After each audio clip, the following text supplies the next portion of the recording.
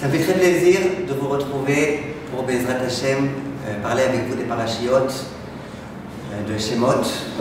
Dans les parachiotes de Shemot, on va découvrir un nouvel homme, c'est Moshe Rabbeinu. Et Moshe Rabbeinu, je pense que notre aspiration à tous, c'est d'essayer un maximum de lui ressembler.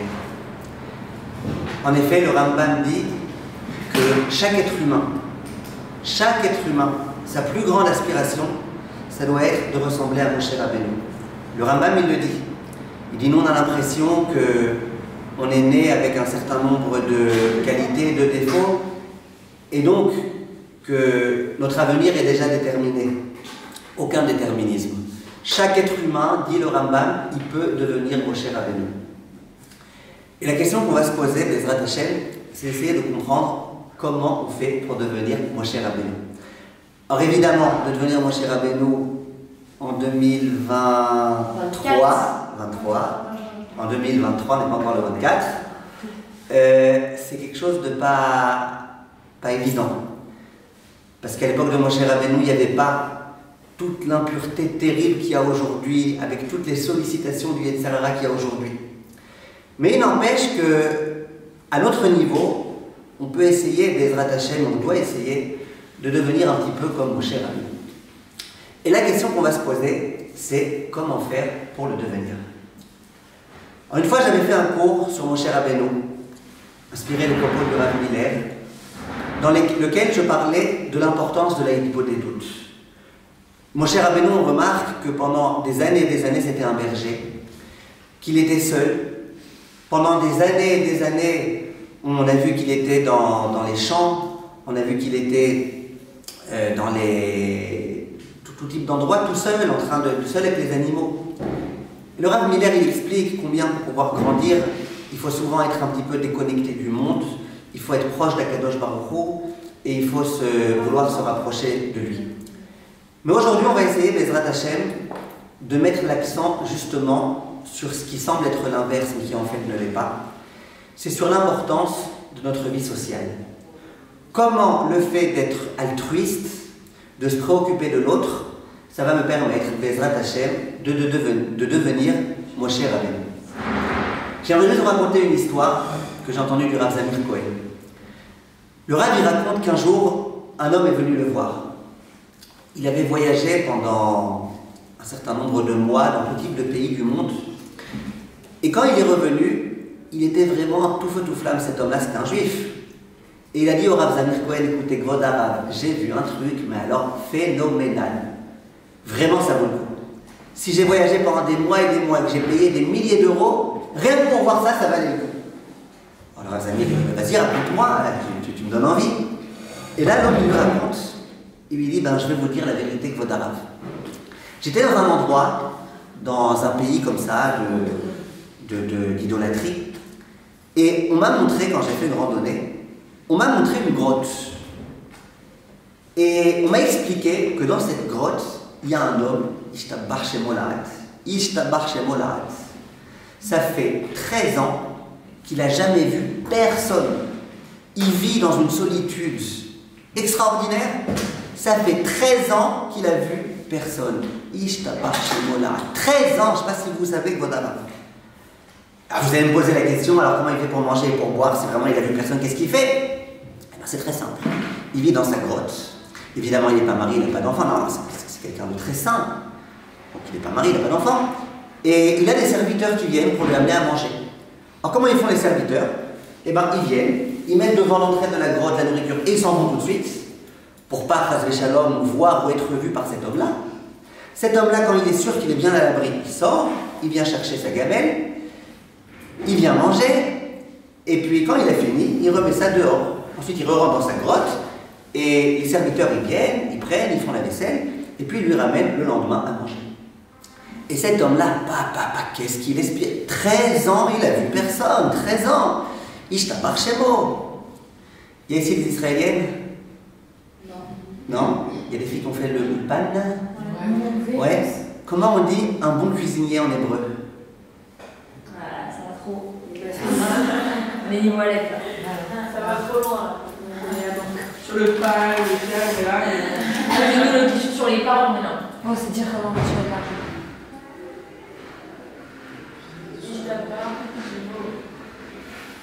Ish Tabar Shemo. D'accord, son nom c'est l'homme du cuisinier. Donc, en tous les cas, cet homme-là, c'était un Ish Tabar Shemo. Alors le Rav, il n'avait pas envie de le décevoir. Il lui dit, écoute, j'ai pas envie de te refroidir, hein, je te vois tout feu, tout flamme, t'es tout heureux, enfin t'as vu un homme spirituel. J'ai pas envie de te refroidir. Mais la vérité, tu me demandes à moi, est-ce que je suis époustouflé devant ça? Zéro. Pour moi, celui-là, c'est un nul. Tu me dis, ouais, mais il est très spirituel. Ok, les Shindalettes aussi sont très spirituels. Rachid les a virés de Paris, mais il paraît que là-bas, c'était pas Paris, hein, c'est un autre endroit, cette grotte. C'est pas spirituel du tout. Il dit, tu sais, moi, qu'est-ce qui me permet de m'exalter? C'est quand je vois un homme qui vit avec les autres, qui est marié, qui est capable de bien parler à sa femme, qui a des enfants et qui peut leur donner de l'amour. Moi, ce qui m'enchante beaucoup, c'est quand je vois quelqu'un, on lui prépare à manger, pas il se cache et puis il dit même pas merci. Je lui prépare à manger, il te dit merci, c'est très gentil, et vraiment, ça vaut le coup, etc. Un homme comme ça, même dire merci, il n'est pas capable. Même parler, il n'est pas capable. Et ça, tu me dis que c'est un homme spirituel. Il faut comprendre que si Akadosh Baruch Hu nous a créés en société, c'est que la société, elle a quelque chose à nous apporter.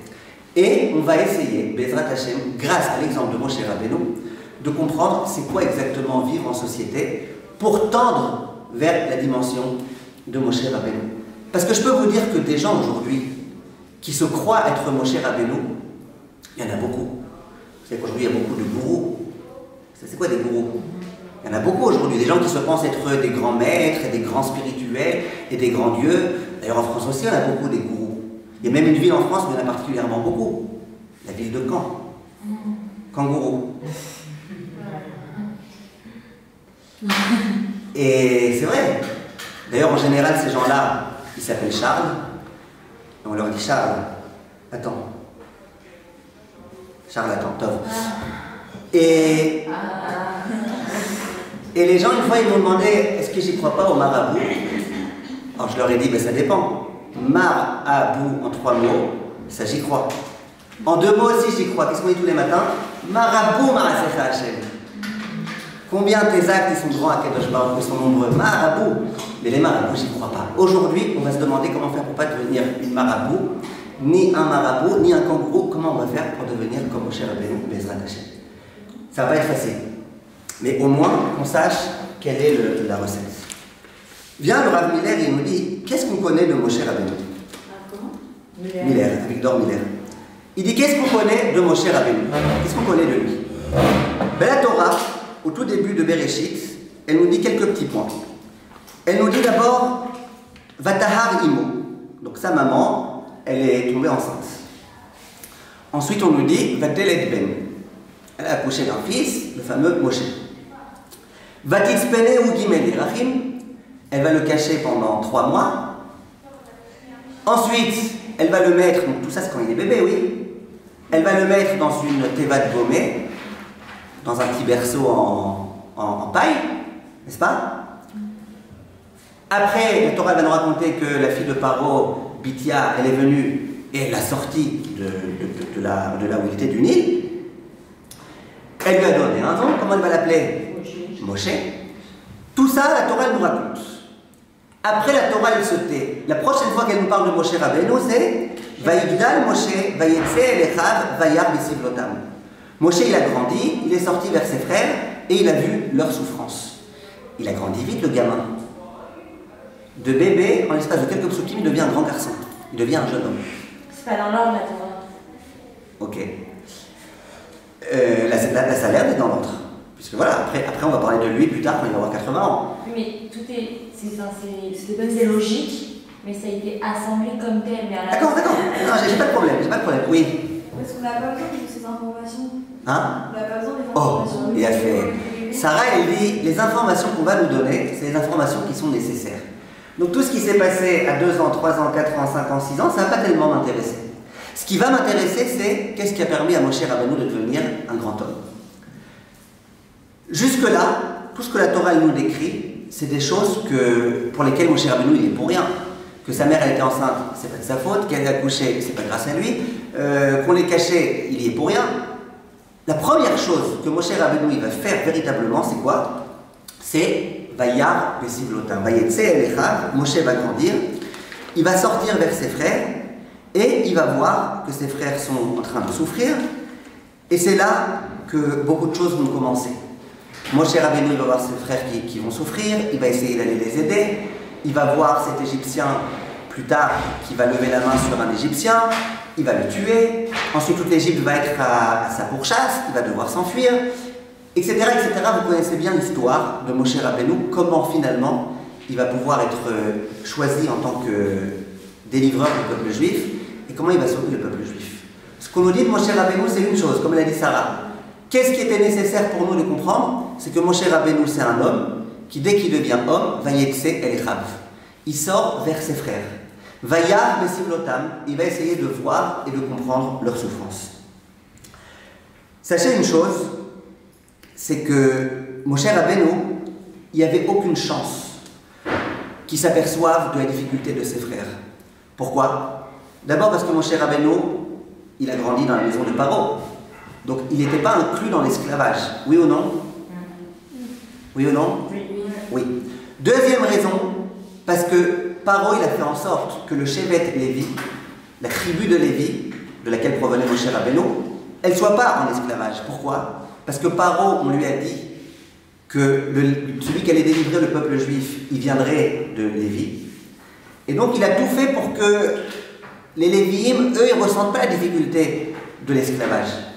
Donc ils ont été, parce que Paro justement, Paro il s'est dit, si jamais le délivreur il comprend la difficulté de l'esclavage, il va tout faire pour sauver le clan d'Israël. Et il ne voulait pas, Paro. Donc il a dit, on va les laisser de côté eux, on ne va pas leur donner de travail. Comme ça, il est censé délivrer, il ne délivrera rien du tout. Ça, c'est les raisons pour lesquelles Ça c'est la raison pour laquelle Moshe Rabbeinu n'avait aucune chance qu'il vienne et qu'il sauve. En dehors de ça, quand il va tuer l'Égyptien, on est d'accord qu'il se met en danger? Il se met terriblement en danger. Et pourtant, il va le faire. Parce que Moshe Rabbeinu, c'est l'homme de l'altruisme. C'est l'homme qui s'intéresse à l'autre, qui se préoccupe de l'autre, coûte que coûte. Maintenant, écoutez bien. Si on se pose une question, qu'est-ce qui a permis à Moshe Rabbeinu de devenir un grand homme? C'est justement cette dimension-là. Celle de l'amour de l'autre, de l'attention qu'on porte à l'autre. Je vous donne à ça, pour l'instant, deux petites preuves. Le Midrash Rabbah dans Shemot, il dit Maou Vayar, ça veut dire quoi? Il a vu leur souffrance. Shayaroé et Sivlotam, il voyait combien les Juifs y souffraient. Uboré, il pleurait. Véomer, et il disait Chavali alechem. Ouais, j'aimerais tellement moi les aider. Je préférerais moi souffrir à leur place. Miiten moti alechem. Je suis même prêt à mourir pour vous. On voit Moshe Rabbeinu combien. Pour lui, ça lui prenait à cœur. C'est pas simplement, il y a un acte, il faut aider, c'est l'altruisme, je vais aider. Pour lui, c'était vraiment, il prenait ça à cœur. Le Midrash Rabbah continue et il dit Aya noten ktefav ou mesayea l'école echad ve'echad mehem. Dès que Moshe Rabbeinu voyait un juif qui était en train de porter quelque chose de lourd, Moshe disait non, ne te fatigue pas, je vais le porter moi-même. Et à chaque fois qu'il pouvait aider, il aidait quelqu'un. Continue le Midrash. Juste une question. Ouais. Vous avez dit que Paro, il faisait pas comme les hommes, il souffrait d'esclavage. Mais le décret était déjà. Il fallait que c'est pour eux. Vous avez dit le décret des garçons. Là. Que quoi, d'être jeté dans l'île? Ouais. Non, enfin, le décret que Paro il a dit qu'ils allaient jeter dans les garçons. Non, oui, non, mais tu parles du décrément de l'esclavage. Dans le décret de l'esclavage, quand Paro il a entendu que c'était le délivreur, il viendrait de la tribu de Lévi, il a dit il n'y a plus. Ok, mais après, les aussi, ils ont reçu le décret, donc en soi, la fille, ils pourraient souffrir. D'accord, après ils vont quand même souffrir. Ils ont quand même souffert d'une certaine façon. Mais la difficulté de l'esclavage, ils n'étaient pas censés la vivre. Mais Moshe, malgré tout, il venait et il aidait. Vient le Midrash et il dit, écoutez bien parce que là vous allez voir, Ra'a Kadosh Baruch Hu be Moshe, Shesar me'asakav lirod besivlotam. Quand Kadosh Baruch Hu il a vu que Moshe Rabbeinu, il laisse tout tomber et il se préoccupe de la souffrance du clan d'Israël, les ficha vaikra elav elokim mitor. Comment il a mérité Moshe Rabbeinu de devenir le leader du clan d'Israël? dit le Midrash, quand Akadosh Baruch Hu il a vu combien Moshe Rabbeinu se préoccupait de chaque juif, il s'est dit, lui, il mérite d'être le manhig, le dirigeant de l'Israël. Donc on voit que Moshe Rabbeinu, c'était un homme qui se préoccupait et qui aidait autant qu'il pouvait et qui a été prêt à mettre sa vie en danger pour pouvoir aider le clan Israël. Et on voit que Moshe Rabbeinu, c'est pour ça qu'il a été choisi par Akadosh Baruch Hu. Donc si on s'interroge comment on va faire pour devenir des gens qui ressemblent à Moshe, eh bien, premièrement, il faut bien intégrer cette qualité-là, qui est celle de aimer son prochain, se mettre à la place de son prochain, essayer de comprendre son prochain. Maintenant, comment Moshe Rabbeinu il a fait ça? Eh bien, Rachid explique de façon très très claire. Il est écrit Natan Ainav Velibo Liot Metzer Aleem. Ça veut dire quoi que Moshe il a vu ses frères qui étaient dans l'esclavage? Évidemment qu'il les a vus. Toute personne pas aveugle, elle les voit, oui ou non? Oui, mais lui, il a ressenti leur souffrance vraiment. Il a fait. Rachid il dit, c'est Rachel, c'est ça, Rebecca? Rivka. Rachid il dit, Natan Ainav Velibo. Il a mis ses yeux et son cœur, Liot Meitzer Aleem, pour ressentir leur souffrance. Ça, c'est ce que Rachid nous dit. Et là, je pense que dans ce Rachid, il y a un très très très très grand ridouche. Chachamim, ils nous disent que quand quelqu'un il veut commettre une avéra, très souvent ça commence par les yeux et ça suit par le cœur. On nous dit Aïn ve'alev, les yeux et le cœur, très sarsouré de avéra. C'est deux agents qui nous conduisent vers la faute. Il y a écrit par exemple dans Chazal Aïn roa, l'œil y voit, ve'lev chomet, ça veut dire quoi? Le cœur suit. Le cœur, il a envie, il convoite. Vekle maaseh aussi. Et puis finalement, on passe à l'acte. Ça veut dire que pour commettre une avéra, c'est pas directement du commet une avéra. Je vous pose par exemple une question. Le cœur il convoite et les yeux ils voient. Les yeux ils voient dans un premier temps. Ensuite le cœur il convoite. Et dans un troisième temps, eh ben, on accomplit. Je vous pose une question très très simple pour essayer de vous expliquer ça. Tu vois un éclair au chocolat. Et t'es au régime. Tu vas grossir ou pas? Si on le voit, si on va avoir envie d'en manger. Peut-être tes yeux ils vont grossir. Non, mais ça va. Peut-être tes narines elles vont grossir. Non, elle va grossir. Mais tu vas pas grossir. N'est-ce pas? Bien fait. Maintenant, imagine qu'après avoir vu, ce qui est très plausible, tu arrives à la deuxième étape qui s'appelle tu convoites.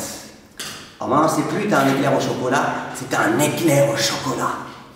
Oui ou non? Et c'est plus tu l'as vu, c'est maintenant, tu n'as qu'une envie, c'est de le manger. Est-ce que tu vas grossir ou pas?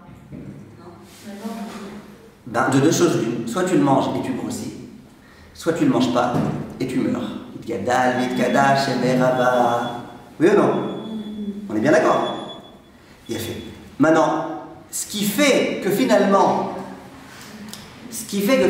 tu vas quoi? Pas grossir.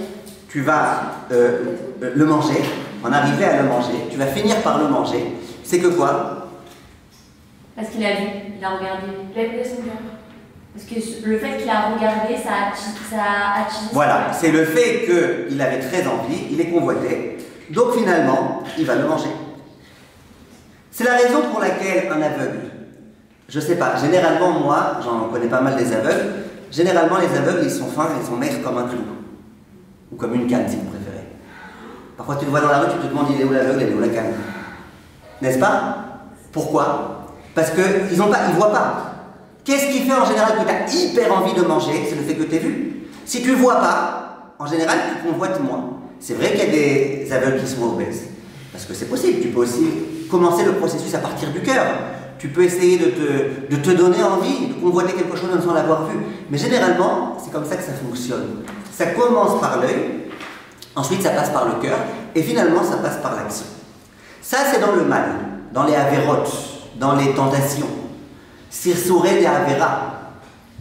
Maintenant, on peut se poser la même question dans le sens inverse, dans le sens de la mitzvah. Et c'est ça le grand chidouche de Moshe Rabbeinu.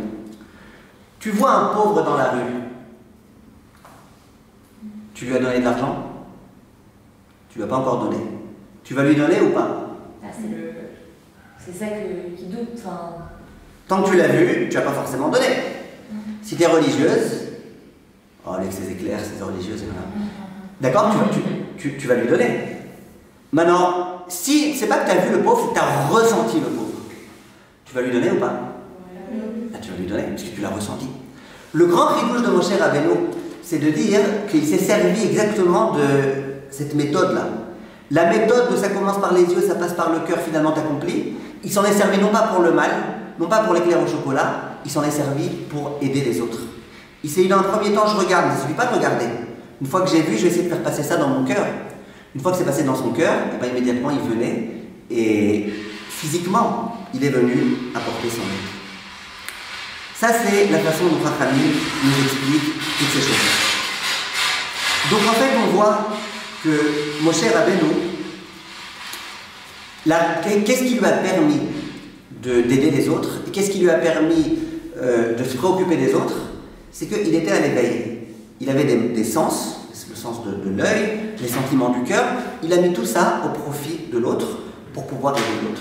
Et ça va lui permettre, Bezrat Hashem, de grandir énormément. Au passage, d'où est-ce qu'on sait qu'il avait ça aussi quand il était déjà bébé? Il est écrit que quand Bithia, elle a entendu le bébé qui était dans le... Elle a voulu donner du lait, mais lui, il a pas voulu. Hein? Pour le lait, elle a voulu donner du Non, pas que ça. Non, pas que ça. Quand il était dans le Nil, on nous dit il a entendu Nahar Boré. Il a entendu un jeune homme pleurer. Le bébé, il avait 3 mois, d'accord? Un bébé qui a 3 mois, comment il pleure? N'est-ce pas? Là, c'était on s'est dit c'est un bébé marocain ou qu'est-ce qu'il a? Nahar Boré. Un Nahar, il pleure pas. Un Nahar qui a 20 ans, il pleure pas, en tous les cas, il pleure pas comme un bébé. Je ne parle pas si c'est une fille. Les filles blénards jusqu'à 120 ans, elles pleurent comme des bébés. Mais je parle des hommes, ils sont censés pleurer. Pourquoi on dit que celui qui pleurait c'était un Nahar, c'était un jeune homme? Vous savez pourquoi? Parce qu'il pleurait avec une voix très très forte. Et pourquoi il pleurait avec une voix très très forte? Parce que dans sa voix, il y avait la souffrance de tout le clan d'Israël. Il se sentait déjà, alors qu'il était bébé, être le porte-parole auprès d'Akadosh Baruch Hu du clan d'Israël. Donc c'était un bébé qui contenait beaucoup de voix qui pleuraient. Oui, c'est ce qu'on m'a pas donné. Comme ça, Rachamim dit, j'en sais plus qui est-ce qui explique ça, mais le terme c'est Nahar Boré. Mais c'est Nahar. Nahar, c'est un jeune homme. Mais on parle Au lieu de dire Tinok Boré, il y a écrit Nahar Boré. Nahar, c'est un jeune homme, Nehara, c'est une jeune fille. On parle de Moshe, oui. Oui. Et il avait quel âge à ce moment-là? Il n'avait pas l'âge d'un arbre. Non, il avait 3 mois, 4 mois, il était dans le Nil. C'est une fois qu'il était encore dans le Nil. Alors, Bezrat Hashem, j'aimerais juste vous dire quelque chose. Et après, on va rentrer dans les aspects beaucoup plus pratiques. Qu'est-ce qui a permis à Moshe Rabbeinu de devenir ce qu'il est devenu? Parmi toutes les qualités qu'il avait, vous imaginez bien que Moshe Rabbeinu il avait plein de qualités. Comme elle dit Sarah, on a voulu mettre en exergue les qualités les plus importantes qui lui ont permis de devenir celui qu'il est devenu. Et bien, sa qualité principale, c'était d'être miséricordieux à l'égard des autres. Et Rachamim, il donne 2 exemples. Il y a un midrash dans lequel il est écrit David Motzia Gdaim Trila Uma'achilan Raché Asabim Ha'elyonim Shehem Rakim Umotzia Atiashim Acharehem Ve'ochlim Emtsa Asabim Ve'achar Kach Motzia Askenot V'ochrot Ashorashim. Comme Moshe Rabbeinu, il voulait faire paître les animaux, au lieu de faire comme vous et moi on aurait fait, j'imagine, de libérer tous les animaux et de les envoyer paître, Moshe Rabbeinu faisait autre chose. Il envoyait dans un premier temps toute petite brebis, toute frêle, toute mignonne. Pourquoi? Parce qu'il savait que le haut des épis, il était beaucoup plus tendre que le bas des épis. Donc il disait, les pauvres, elles sont tendres, elles sont en train de faire leurs dents, les pauvres. Donc il envoyait dans un premier temps les petites brebis. Une fois qu'elles avaient fini, qu'elles étaient rassasiées, il envoyait les brebis qui étaient moyennes. Pourquoi? Qu'elles mangent la partie du milieu des épis, qui étaient déjà un petit peu plus épaisses. Et à la fin, quand il avait fini, il envoyait des adultes. Le bas des épis est très dur, c'est pas facile de le manger, il envoyait des adultes qui se débrouillent. Quand Akadosh Baruch Hu, il a vu que Moshe Rabbeinu était capable de s'apitoyer d'animaux, qu'est-ce qu'il a dit? Je vous lis les termes du Midrash. Il a dit Amar Akadosh Baruch Hu, Raoui ze liot roe et ani. Lui, il mérite d'être le berger de mon peuple. Le berger de mon peuple. Regarde quelle attention il porte au moindre détail. Les pauvres animaux, ils vont se faire mal aux dents. Regarde un petit peu. Et le Midrash il raconte autre chose, qu'à un moment donné, quand il est en train de s'occuper de son troupeau, il y a un petit agneau qui s'est enfui.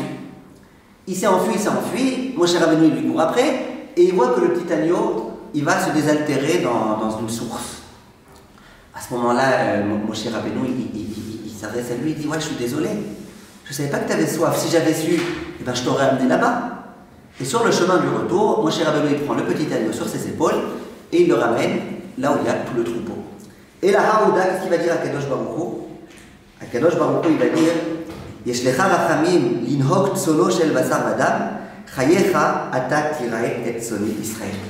Si tu as la miséricorde nécessaire, la pitié nécessaire pour te préoccuper comme ça d'animaux, eh ben moi je pense que c'est toi qui pourras te préoccuper de mon peuple.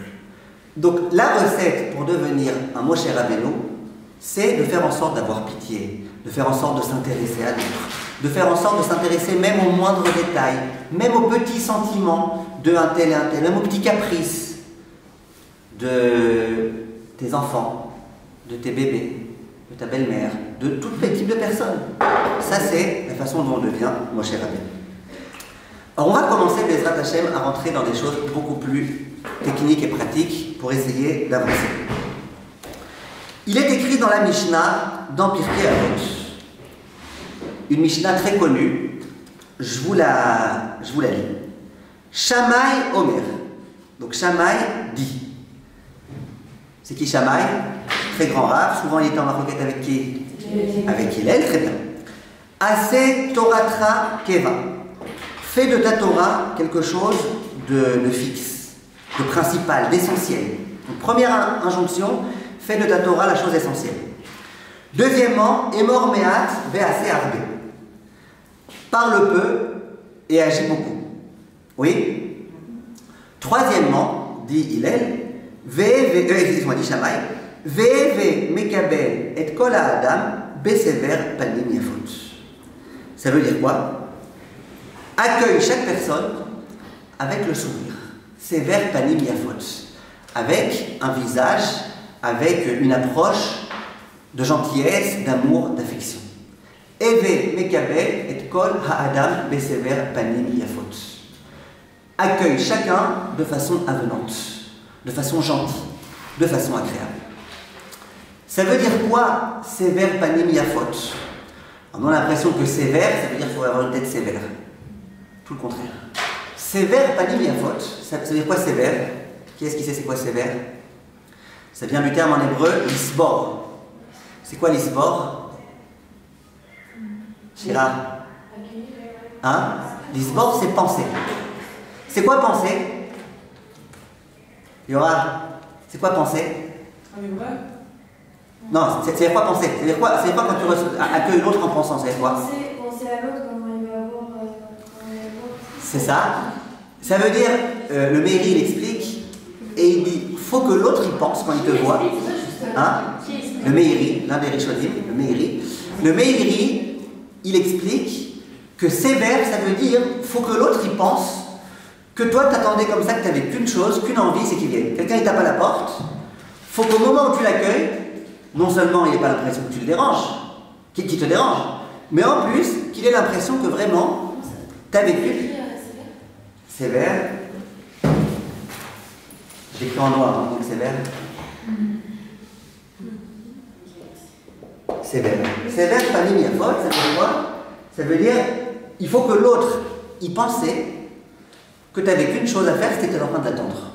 Et que tu es super content qu'il soit arrivé. Genre, d'où tu savais que je t'attendais depuis tellement longtemps. L'autre il tape chez toi à 3h du matin, tu viens en pyjama pour l'ouvrir. Au moment où tu viens lui demander de quel aide il a besoin, il faut qu'il ait l'impression que tu t'embêtais à 3h du matin, tu n'avais rien d'autre à faire qu'à l'attendre. C'est ce qu'il y a écrit. Un jour, on raconte qu'il y a une mamie qui vient, qui tape à la porte, à la maison.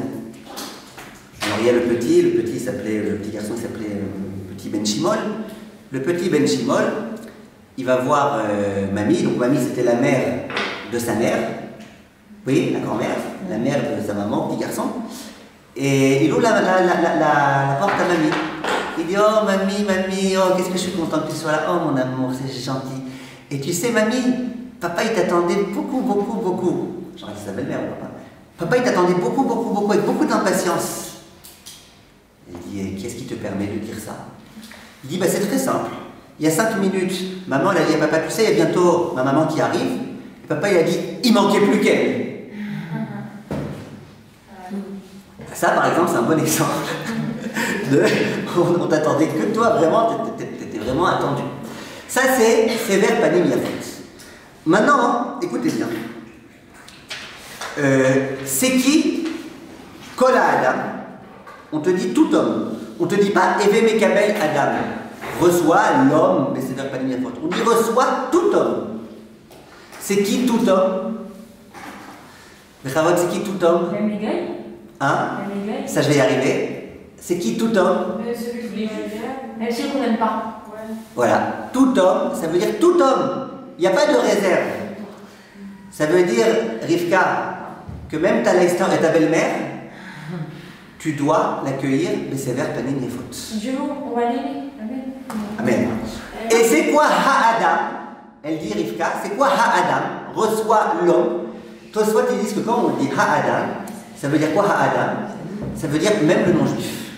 Même le non-juif, c'est pas ton frère, c'est pas, il fait pas partie de ton peuple. Et bien même le non-juif, quand il te regarde, quand il te voit, il faut que tu l'accueilles de façon gentille et agréable. Pourquoi je vous dis tout ça? Parce que... Même l'arabe. Hein? Même l'arabe. C'est-à-dire l'arabe. Parce que c'est vrai, par exemple tout bête, quand ça s'est passé, nous on était au Maroc. Et quand l'arabe tape à notre porte, on avait pas envie qu'il rentre. Alors qu'on aurait dû l'accueillir ici. Non. Si on est en danger, on n'est pas censé. Fais-lui derrière l'œil, fais-lui un grand sourire. Non, mais même les gens avec qui on avait pris ces gars, on n'avait pas envie de les accueillir, donc ça veut dire ce qu'on fait avec ces gens-là. Ok, on va y arriver. Venez pour l'instant, on donne les principes. D'accord? Donc, premièrement, si on a bien compris cette phrase-là, combien c'est dérangeant quand quelqu'un il te dit excuse-moi de te déranger et tu lui dis non, ça va. Ce qu'on te demande de faire, c'est de dire tu ne me déranges pas du tout, mais qu'est-ce que tu crois, tu ne me déranges pas du tout. Moi par exemple, parfois il y a des gens qui m'appellent pour des questions de halakha, ils me disent alors Rav, je suis désolé de vous déranger, excusez-moi de vous déranger. Je leur dis non, je vous excuse pas. Je rigole. Je leur dis mais évidemment je vous excuse. Et ça raccroche. Je sais pas pourquoi. C'est pas comme ça qu'on parle.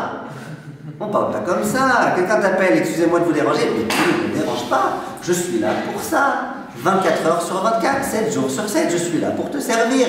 Faut pas exagérer non plus. Mais ce que je veux dire, c'est que le sévère panim yafot, c'est montre à l'autre qui t'a pas dérangé. Et parfois, c'est pas facile. Parce que quand quelqu'un il t'appelle, tu es en pleine réunion hyper importante avec des rabbanim, avec des rachis yeshivot, avec tout ça, et que tu as ton téléphone qui sonne, tu te dis c'est peut-être urgent, tu réponds, c'est urgent, oui c'est hyper urgent. Tu sors de la réunion, tu dis à tout le monde, excusez-moi, il y a une question hyper urgente, peut-être c'est pikuar nefesh, peut-être que la personne va mourir, je suis obligé de répondre. Et que tu sors, et que l'autre il te dit, ben voilà, ma question c'était, je suis au cinéma là, quel bracha on fait sur les pop-corn? On peut le tuer. Eh ben non, il ne faut pas le tuer, il faut lui dire t'as raison, c'est une très bonne question, alors je vais t'expliquer la bracha sur les pop-corn, etc. Ce que j'aimerais donc qu'on comprenne, c'est que c'est ça le concept de sévère panim yafot. Maintenant, quand on te dit, maintenant Rabbi Yochanan ben Zakkai, vous suivez? C'est qui Rabbi Yochanan ben Zakkai? L'un des grands rabbinim de la Gemara, Rabbi Yochanan, fils de Zakkai. La Gemara, elle dit Lo igdimo Adam shalom me'olam afilu nochri bashuk. Il dit jamais personne lui a dit bonjour avant que lui dise bonjour le premier. C'était toujours Rabbi Yochanan ben Zakkai. Yochanan. Rabbi Yochanan ben Zakkai, c'était toujours le premier à dire bonjour aux gens qu'il rencontrait dans la rue, y compris les goïms. Donc si vous vous promenez à Sarcelles, et que vous voyez des rebeux, eh ben dites-leur bonjour, bonjour, et ils vont te dire ça race, mais c'est pas grave. Toi tu leur dis bonjour. Il n'y a pas que sincère. Pas que ça c'est.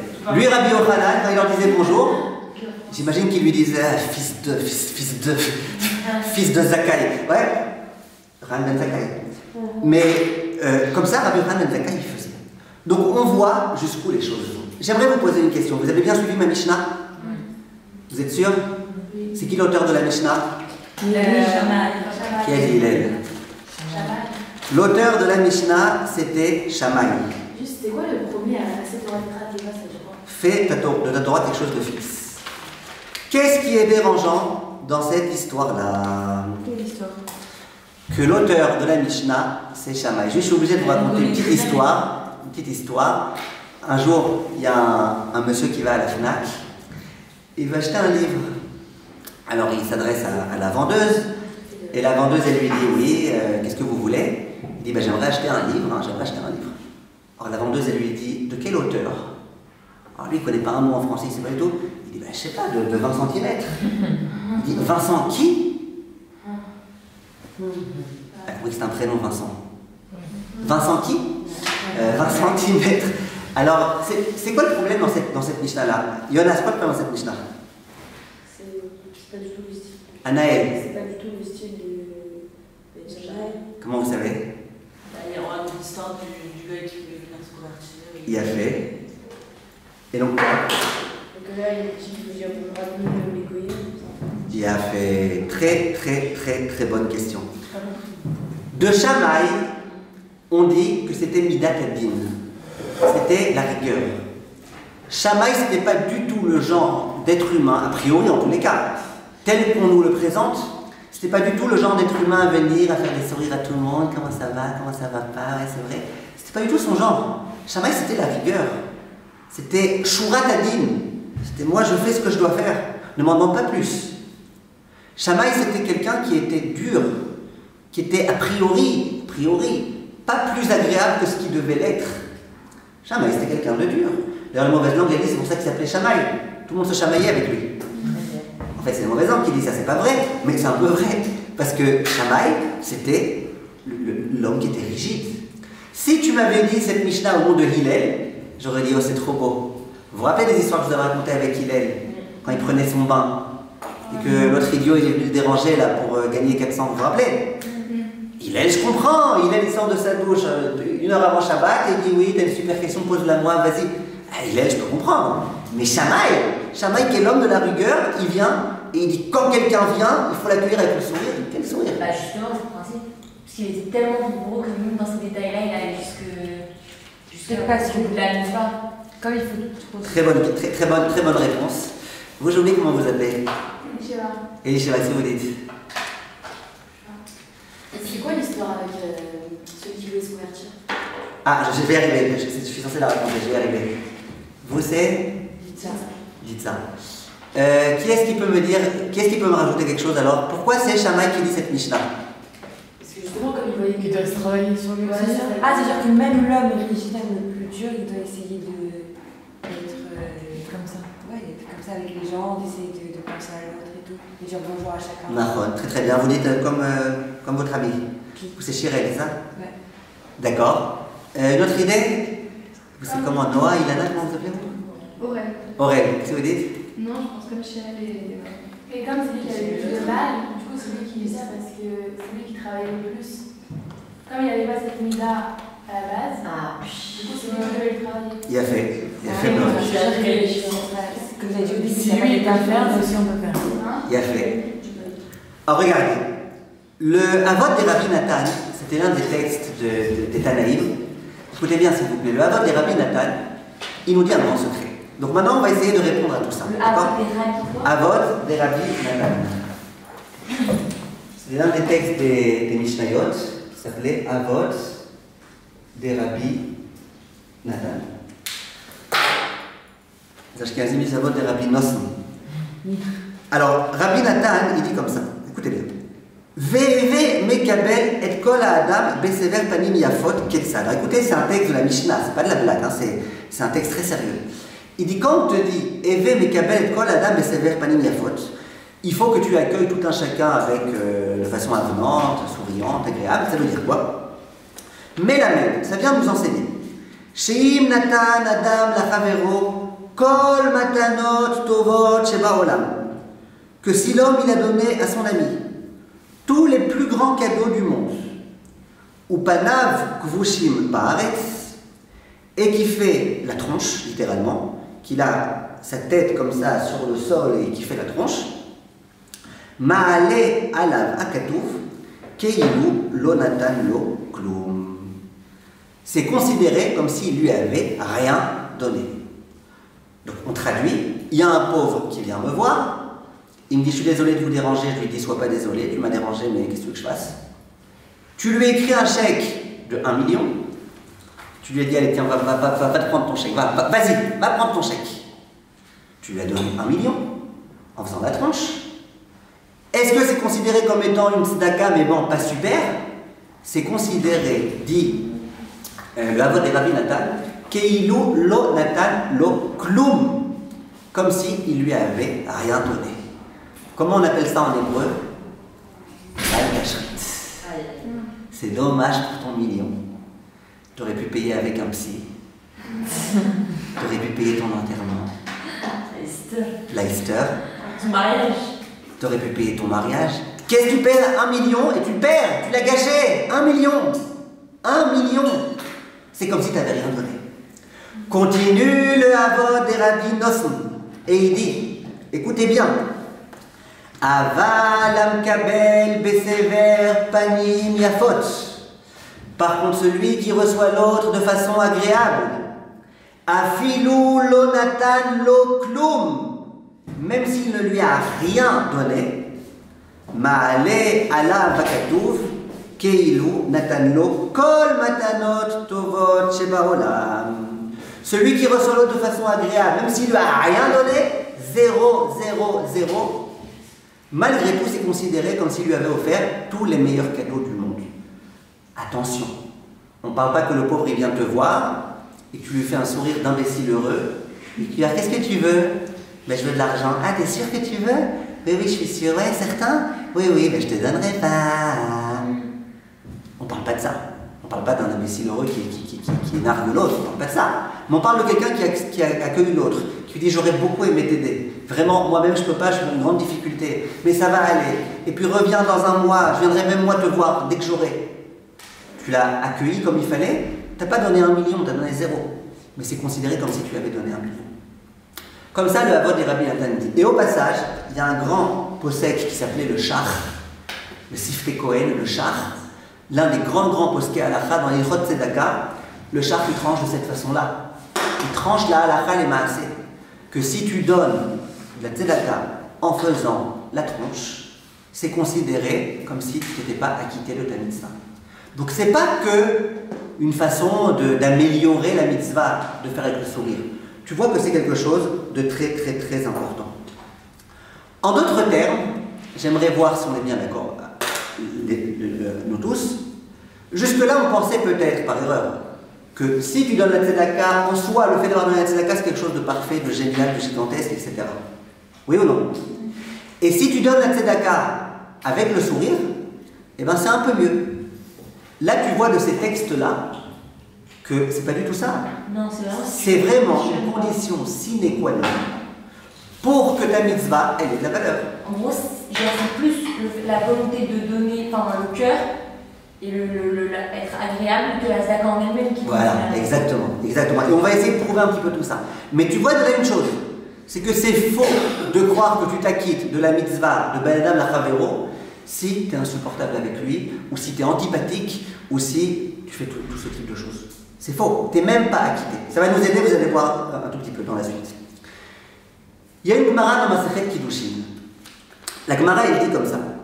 Yesh ma'achil le'aviv pisyoni vetordo mina olam veyesh matrino barichaim venochel olam haba. Donc traduction, il y a des gens qui font manger à leur père du pisyoni.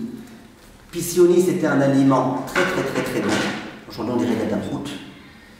Et pourtant, il ne mérite pas l'olam haba.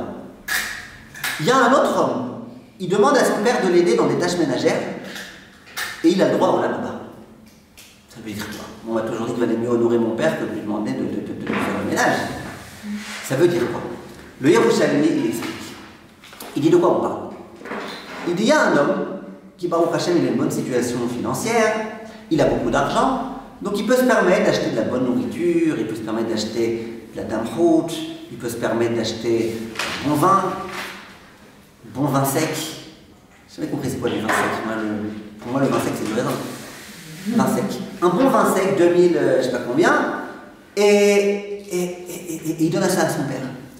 Et quand son père il lui dit Waouh, Baruch Hashem, je vois que tu as beaucoup d'argent, comment tu as fait pour avoir tellement d'argent? Papa, s'il te plaît, les questions indiscrètes, pas pour moi. Hein. On dit cet homme-là, il donne la meilleure nourriture du monde à son père, mais il n'a pas le droit à la maman. Comme ça, tu parles à ton père.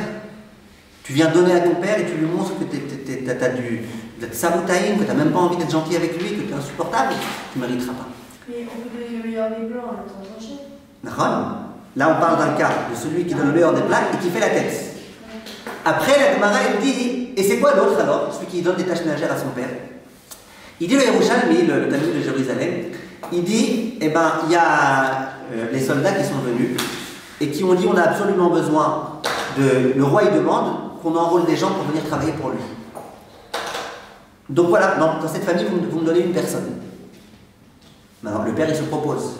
Le fils, il dit, ah non, papa, tu vas pas faire ça. Tu sais, là-bas, ils sont très méchants, ils sont très durs, on va pas savoir comment ils vont te traiter. Papa, regarde, je vais y aller moi, regarde. Toi, papa, tu prépares à manger pour les enfants. Toi, papa, tu t'occupes de la parnassa de la maison. C'est une tâche beaucoup plus facile que d'aller travailler pour le roi. Moi, j'ai travaillé pour le roi.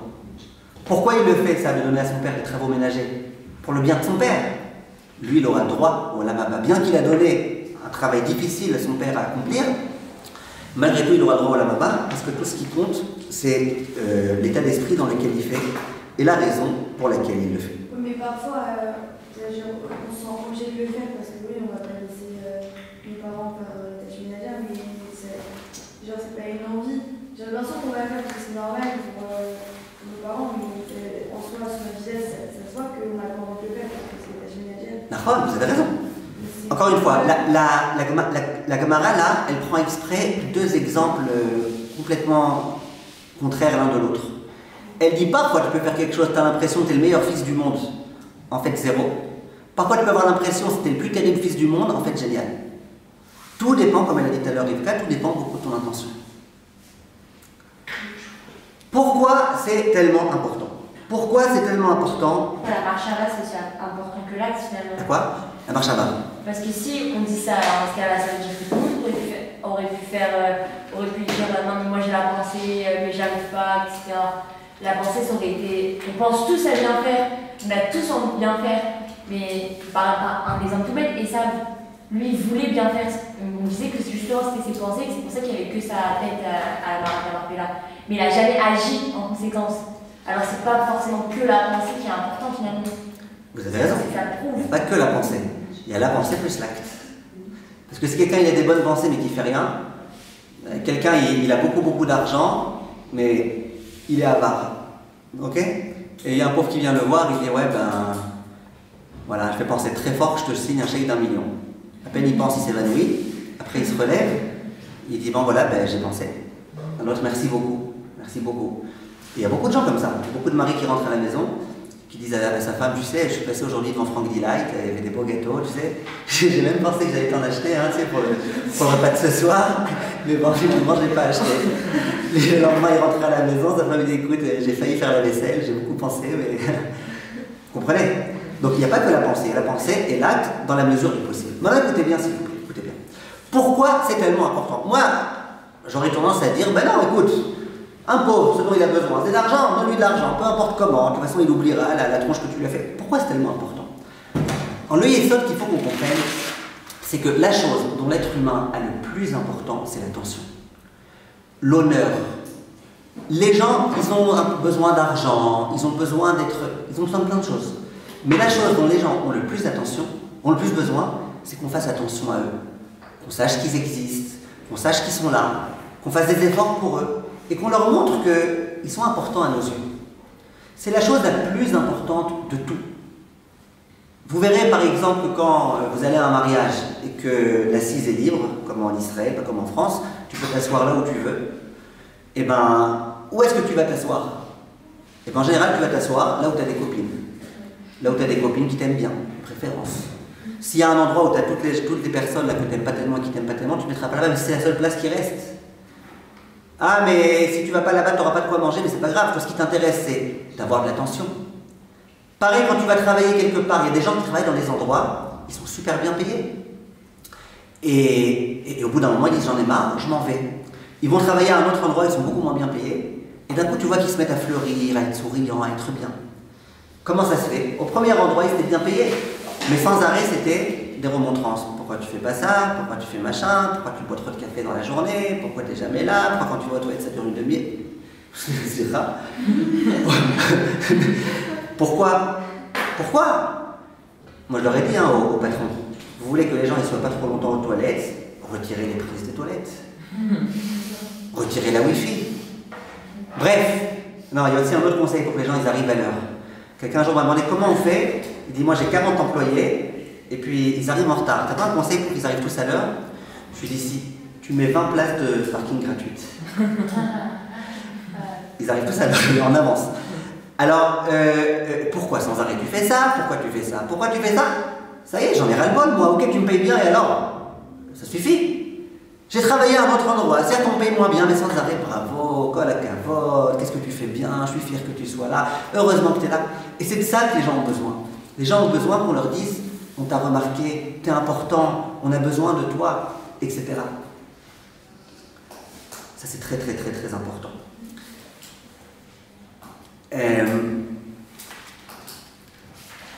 Un jour, ma femme, elle m'a demandé, qu'est-ce que je ferais sans toi? Je lui ai dit, bah, tu serais SDF. Bah oui, sans toi. C'est important ça, montrer à l'autre qu'on a besoin de toi. T'es nécessaire, t'es utile, on a besoin de toi. On a besoin de toi. Or maintenant, j'aimerais, Bezrat Hashem, vous ramener une Gemara. La Gemara, elle dit dans la Masechet Brachot Daf Vav. Amar Rabbi Chelbo. Oui, je sais que vous allez me demander comment il s'appelle, mais je voudrais que je l'écris. C'est bien avec. Je vous connais bien. Hein? Amar Rabbi Chelbo. D'accord? Donc sa femme, elle s'appelait Chalva. Non, c'est une blague. Lui, il s'appelait Chelbo. Et il dit comme ça. Kol sheyodea bechavero. Sheragil litenlo shalom. Yagdimlo shalom. Donc, quand je connais quelqu'un, et je sais qu'à chaque fois que je le rencontre, il me dit shalom, et ben moi, c'est une mitzvah que je lui dise shalom. Veim natanlo velo yirzir nikra gazlan. Et si j'ai dit à la personne shalom, et que cette personne ne m'a pas répondu, c'est un voleur. Le voleur de Paris, c'est bien, vous connaissez bien, je vais voir au prochain. Alors, ça veut dire quoi? Donc encore une fois, je sais que, par exemple, à chaque fois que je vois Ditsa, elle me dit bonjour. Donc moi, j'ai une mitzvah, la première fois que je la vois, de lui dire bonjour. Venez, on parle un peu plus niveau d'un homme à un homme. Je sais que Bernard, à chaque fois que je le vois, il me dit bonjour. Donc dès que je vois Bernard, avant même qu'il me dise bonjour, j'ai une mitzvah de lui dire bonjour. Si jamais je lui dis bonjour, et que ce Bernard, il n'ose pas me répondre, c'est un voleur. Voleur de quoi? Il n'a rien volé. Il ne m'a pas volé, il m'a rien pris dans mes poches, de toute façon j'ai rien volé, et il ne m'a pas volé. Pourquoi tu dis que c'est un voleur? Anaël, pourquoi c'est un voleur? Parce que d'habitude, il dit bonjour. Il n'a pas vendu l'intention que toi tu lui as donnée. Il n'a pas vendu l'intention que tu lui as J'avais donnée. la mitzvah de... Il a volé l'attention, la dignité que je méritais. Très bien. La camarade ramène une preuve. Elle dit un passouk qui dit « Vous avez volé le pauvre ». Alors, Rachid explique et il dit « Mais ça veut dire quoi? Comment tu veux voler un pauvre? Un pauvre, t'as rien pour le voler, il n'a rien. N'est-ce pas? Le pauvre, il n'a rien. Comment on dit un pauvre en hébreu? Ani. Comment on dit aussi un pauvre en hébreu? Quelqu'un qui est encore plus pauvre en hébreu? Il y a un autre terme, il y a Evion, Matanot la Evioni, et il y a un autre terme, c'est Dal. On l'appelle Dal parce qu'il n'a que Dal. Et le pauvre, il y a écrit tu as volé le pauvre. Alors on demande mais tu as volé quoi? Il n'a rien. Si tu lui as volé sa dignité. On parle de la même personne ou on parle d'une autre personne? Parce que là, vous avez dit qu'il y a d'abord la personne qui lui dit tout le temps bonjour. C'est ça, ça veut dire si Bernard il me dit toujours bonjour, moi quand je le vois, c'est bien que je lui dise bonjour en premier. Maintenant, si je lui dis bonjour en premier qui m'a pas répondu, ou si lui me dit bonjour et que je lui ai pas répondu, je suis un voleur. Mais il a déjà dit bonjour. Oui, c'est la même personne. C'est deux cas. C'est deux cas. Non, c'est toujours il me dit bonjour. À chaque fois que je le rencontre dans la rue, il me dit bonjour. Oui. Voilà. À chaque fois que je le vois, il me dit bonjour. Oui. Il a fait. Si tu réponds pas. Maintenant, un jour, je le vois, il me dit bonjour, je ne lui réponds pas. Ou moi, je lui dis bonjour et lui ne me répond pas. Et si on n'a pas entendu? T'as pas entendu? On va dire que t'es vous qui est. On lui a quand même volé sa dignité parce que lui. Ok. On lui a volé sa dignité, mais par inadvertance. Ok, c'est moins grave. Donc, encore une fois, écoutez bien s'il vous plaît. Là, le passage qui dit tu as volé le pauvre. Alors on demande, mais il n'a rien à voler. On dit si, tu as volé la dignité du pauvre. Parce que le pauvre, tu ne peux pas lui voler d'argent, il n'y a pas d'argent. Par contre, tu peux lui voler sa dignité. Quand il vient et que tu le regardes avec condescendance, et que tu le regardes et que tu ne lui fais pas le moindre sourire, et que tu le regardes avec mépris, et que tu lui dis pas bonjour, et que tu lui rends pas le bonjour, il te dit bonjour le pauvre, tu lui quittes toi, Birlal. Eh bien, là, tu lui as volé. Pas son argent, tu lui as volé son honneur, tu lui as volé son cabote. Et ça, c'est quelque chose de très grave. Au passage, qu'est-ce que le Maharsha il dit? Le Maharsha il pose une question. Il dit, pourquoi tu as besoin, et la raison Sarah, pourquoi tu as besoin de m'embrouiller la tête? Quand tu rencontres Bernard et que tu sais que Bernard, à chaque fois qu'il te voit, il te dit bonjour, alors dis-lui bonjour. C'est un peu saoulant tout ça. Fais-la rapide. Dis quand tu rencontres quelqu'un, dis-lui bonjour. Pourquoi tu as besoin de me dire quand je rencontre quelqu'un, donc je sais qu'à chaque fois il me dit bonjour, je vais lui dire bonjour. Dis-moi quand tu rencontres quelqu'un dans la rue, dis-lui bonjour. Et puis voilà, Chirac Saoudite. C'est une bonne question, non? Mais parce que si la personne ne répond pas bonjour, elle a la dignité de l'autre. Et donc quoi? Ah, donc il vaut mieux, Parce que quand vaut on a mieux les- de ne pas lui dire bonjour parce que si tu sais que tu vas pas répondre. Il a fait Khazan, vous êtes forte. Le Maharsha, il dit si tu viens voir quelqu'un dont tu sais que lui, il n'a pas l'habitude de te rendre le bonjour, lui dis pas bonjour. Parce que quand tu lui dis bonjour, eh ben, tu provoques qu'il va te voler. Parce qu'il va te voler ta dignité. Et tu n'as pas le droit de faire, comment s'appelle cette avéra, les filets hiver, l'autre Mirchon, devant l'aveugle, ne mets pas d'embûche. Donc, c'est simplement si je sais que ce Bernard, à chaque fois qu'il me voit, il me dit bonjour, que moi ça vaut le coup que je dise hé Bernard, bonjour. Et je sais qu'il va me répondre. Mais si jamais je sais que lui, il ne me répond pas, et bien là, je lui dirai pas bonjour. Pareil, si lui il me connaît et qu'il sait que je ne lui réponds pas, plusieurs fois il a essayé de me dire bonjour et moi je ne lui ai pas répondu. Parce que je l'ai pris pour un chien. Saint Bernard. Et ben, c'est bien un chien, le Saint Bernard, hein? Ok. Et ben, ça ne marchera pas. Ok? Ok, mais si par exemple on a dit une fois, quand on l'a fait, cette chose une seule fois, c'est-à-dire qu'on a dit bonjour à quelqu'un, cette personne ne répond pas, mais on réessaye la prochaine fois, alors vous quoi, on essaye ou on n'essaye pas? Non, vous pouvez réessayer une fois, deux fois, trois fois. Là, on parle d'une habitude. Quelqu'un, tu peux te dire il n'a pas entendu, tu peux te dire que ce jour-là il était énervé, mais quand quelqu'un c'est l'habitude, quoi qu'il en soit, il ne te dit pas bonjour, il te regarde comme ça de façon très hautaine et il ne te dit pas bonjour. Parce qu'il est malade, hein, mais dommage qu'en plus d'être malade, qu'ils sont un voleur. Vous comprenez? Donc regardez, maintenant j'aimerais retranscrire ça de façon très très courante de nos jours. Quelqu'un me téléphone. Évidemment, je ne réponds pas parce que je suis obligé de faire semblant aux Zarma que je suis très occupé, donc je ne réponds pas. Vous causez cette maladie. Et je ne le rappelle pas. Ah ouais, il faut bien que je demande, je suis tellement occupé que j'ai pas le temps de rappeler tout le monde. Hein. Moi, je ne peux pas, je suis trop occupé. Si tu veux, rappelle-moi 100 fois, peut-être je répondrai la 101e fois. Donc je ne réponds pas. Et après, je ne rappelle pas. Je suis considéré comme étant un. Voilà. Tu lui as volé sa dignité. Maintenant, il y a des gens, t'appellent, et tu rappelles, et tu re-rappelles, et tu re-rappelles, et ils ne te répondent pas. Et puis après, quand tu les rencontres dans la rue, ben, ils ne peuvent plus la te voir, ils t'ont vu. Et là, d'un coup, tu dis, tu sais, j'ai essayé de te chercher 100 fois, tu m'as pas répondu. Alors là, il te sort des lettres de l'alphabet. Je ne sais pas exactement pourquoi dans cet ordre-là. Il te dit G, T, O, Q, P. J'étais occupé. Ben moi, je lui réponds R, C, T, E. Rachète tes votes, rentre chez ta mère. T'étais occupé. mais c'est devenu maladif. Je suis en train de parler avec quelqu'un, ok? Je suis en train de parler avec quelqu'un, d'un coup il y a mon téléphone qui sonne. Et...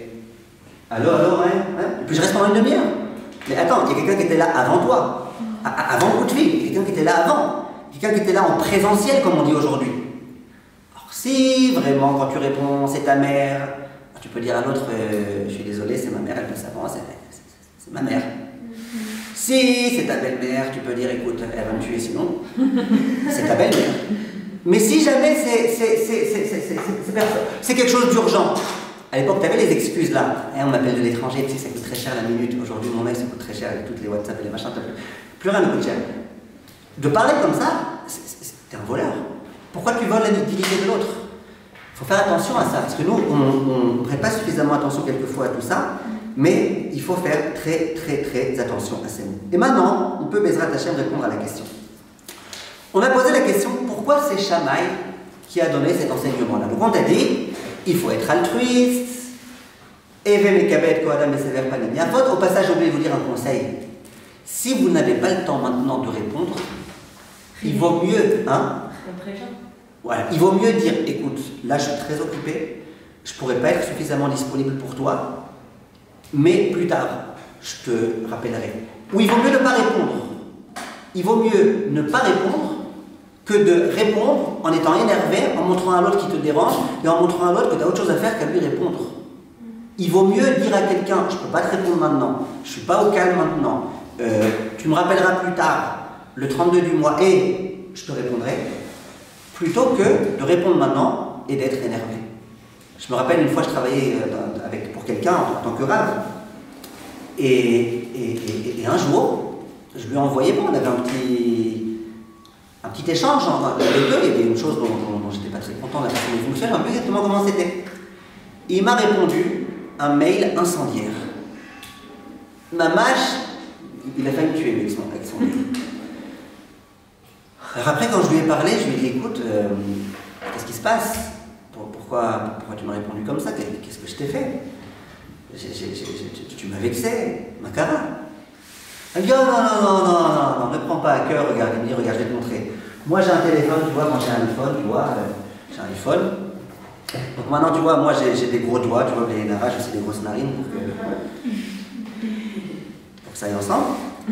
Et quand j'écris un mail, je dois écrire comme ça, et puis après il y a un autre mot qui se met, je dois effacer, je m'énerve contre l'appareil, je m'énerve. Ben voilà, à la fin ça sort un mail comme ça. Je lui dis, mais là, Aziz, tu prends le téléphone, tu m'appelles.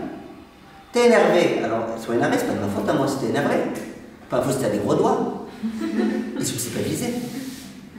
Apprends à viser, et puis voilà, ne se sers pas de ce genre d'appareil si t'es pas capable. Donc il vaut mieux parfois prendre du temps, ne pas répondre immédiatement, et après répondre comme il faut. On va répondre maintenant à la question. Pourquoi c'est Shammai? Shammai qui était l'homme de la rigueur, pourquoi c'est lui qui donne cet enseignement? Eh bien vous avez très bien répondu, et Rivka, et je ne me rappelle plus qui d'autre, vous avez très bien répondu. Et Elish, vous avez très bien répondu. Écoutez bien. La réponse est la suivante. Qu'est-ce qu'on a dit de Shammai? On a dit qu'il était rigide. On a dit que c'était un voleur. Non. Shalom, de qui tu parles? C'était pas un voleur. On a dit de Shammai qu'il n'était pas correct avec les gens? Non, on n'a pas dit ça. On a dit, ce qu'il faut donner, il donne. Plus, pas forcément. Plus, on va réfléchir. Mais le minimum vital à donner, il le donne. Oui ou non? Shammai, il avait bien compris que de donner un sourire à quelqu'un, c'est la moindre des choses. C'est pas un surplus. C'est pas, écoute, comme je suis quelqu'un de super bien, j'ai envie de beaucoup m'élever. Non, c'est le minimum. Et si j'accomplis mes mitzvot sans faire ce minimum, je suis pas quitte de ma mitzvah. Si je suis pas quitte, ça veut dire que c'est pas un plus, c'est que c'est nécessaire. Donc Shammai, c'est l'homme qui nous a enseigné cette leçon-là. La leçon qui est le fait de donner à quelqu'un un sourire, c'est obligatoire. C'est pas facultatif. C'est pas si tu veux, d'accord, c'est de bonne humeur, pourquoi pas, ce sera bien reçu, bien accueilli. C'est obligatoire. Et la deuxième chose que vous m'avez aussi très bien dite et que c'est très important aussi de dire, c'est de dire que si jamais c'était Hillel qui avait donné cette Mishnah-là, qu'est-ce qu'on aurait dit? Dans les bains, Hillel, c'est normal. Hein? On aurait dit c'est son caractère, il est comme ça, c'est naturel. Voilà, Hillel, c'est normal, c'est son caractère, c'était un thune, il était gentil, il était tout ce qu'il fallait. Mais Shammai, moi je suis pas comme lui, voilà, moi je suis pas comme Hillel, moi je suis pas un thune, moi je sais pas être tellement avenant, tellement chaleureux, tellement. Voilà, je sais pas qu'est-ce que tu veux. L'ambiance te dit, même Shammai, il le faisait. Parce que c'est quelque chose qui est d'une extrêmement grande importance. Rabbi Israël Salanter, il avait une expression. Et il disait que quelqu'un qui se promène dans la rue, en faisant la tronche, il est considéré comme un bord birshut harabim. C'est quoi un bord? Un puits. Birshut harabim dans le domaine public. Rabbi Israël Salanter. Rabbi Israël. Rabbi. Rabbi.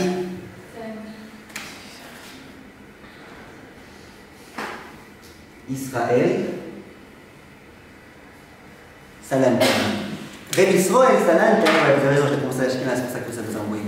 Rabbi Israël Salanter, il disait qu'un juif qui se promène dans la rue en faisant la tronche, c'est considéré comme étant un puits dans le domaine public. Vous êtes d'accord que quand il y a un puits dans le domaine public, c'est un peu dangereux, surtout si tu ne mets pas de barrière tout autour. Oui, parce que l'homme, il marche, et puis il tombe, et puis il meurt. Donc c'est un peu dangereux un puits dans le domaine public. Disait Rabbi Israël Salanter, quand tu marches en faisant la tronche, tu es aussi dangereux qu'un bord dans le domaine public. Pourquoi? Parce que les gens vont te voir, qu'est-ce qui t'arrive? Pourquoi tu me regardes comme ça? Mais je suis passé méchant que ça, mais qu'est-ce que je t'ai fait? Mais pourquoi? Ah, tu ne me considères pas? Ah, c'est-à-dire que je suis un nul? Ah! Et alors que tu pourrais sauver quelqu'un de plein de situations dépressives, difficiles, en faisant un beau sourire, tu peux, en faisant la tronche, au contraire, tuer quelqu'un. Comme ça, Rabbi Israël Salanter, il disait, et d'ailleurs on raconte qu'un jour, Rabbi Israël Salanter, la veille de Yom Kippour, il a rencontré un juif. Et ce juif-là, il était atteint de la maladie contemporaine la plus présente, je pense, qui s'appelle... La flemme, la dépression. La flemme. Ouais, presque. La troncherie. Donc il était comme ça. Ça nous fait quoi, nous aussi? Attendez, très bien. Je vois que bon, prochain, vous en foutez complètement de comment les gens vous regardent, c'est pas grave. Rabbi Israël Salanter, il rencontre quelqu'un qui fait la tronche. Rabbi Israël Salanter lui dit, dis-moi, pourquoi tu qu'est-ce que t'es dépressif, t'as un problème, je peux t'aider? L'autre il dit, ben non, écoutez, brave, aujourd'hui c'est la veille de Kippour, hein, vous savez, la veille de Kippour, hein, on est censé être sérieux. Et Rabbi Israël aussi lui a dit, mais c'est pas de ma faute à moi si c'est Kippour ce soir, c'est de ma faute à moi.